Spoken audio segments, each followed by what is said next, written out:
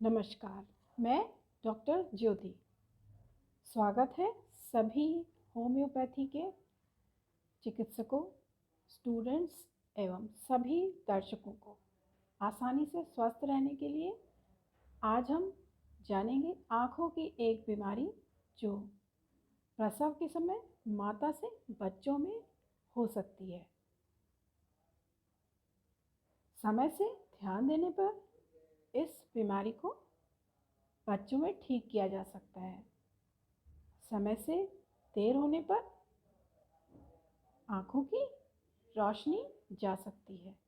तो ध्यान दें, आज हमारा विषय है आँखों की एक ऐसी बीमारी जिसको हम कहते हैं ऑप्थेल्मिया नियोनेट्रम, यानी ये बच्चों में जो पैदा हुए बच्चे हैं 1 महीने तक इस बीमारी का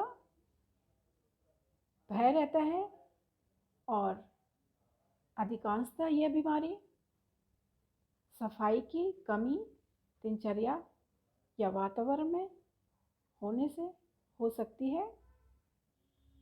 तो ध्यान दें और आसानी।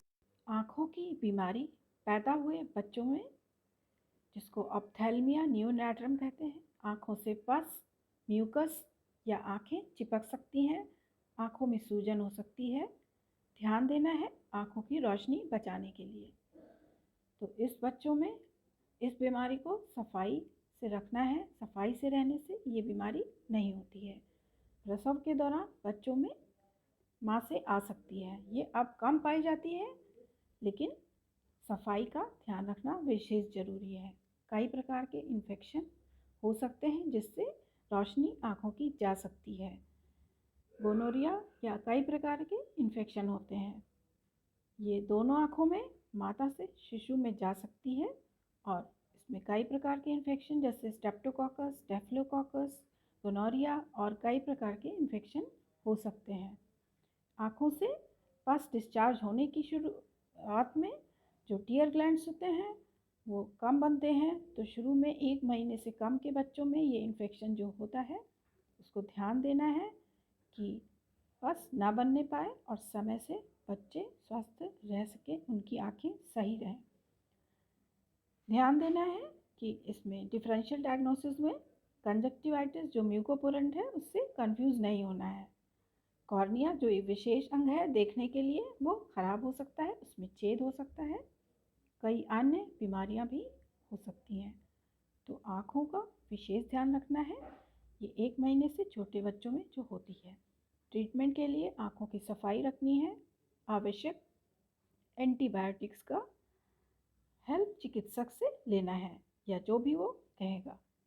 होम्योपैथी ट्रीटमेंट में हिस्ट्री, एग्जामिनेशन, इन्वेस्टिगेशन से मेडिसिन सेलेक्ट कर सकते हैं।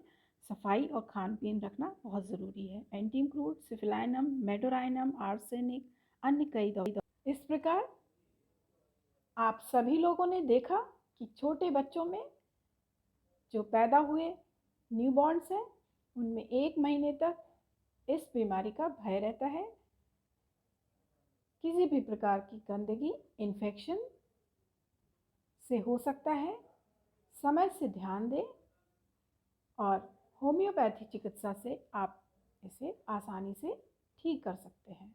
समय से ध्यान देना, सफाई रखना, खान पीन में सही होना बहुत आवश्यक है।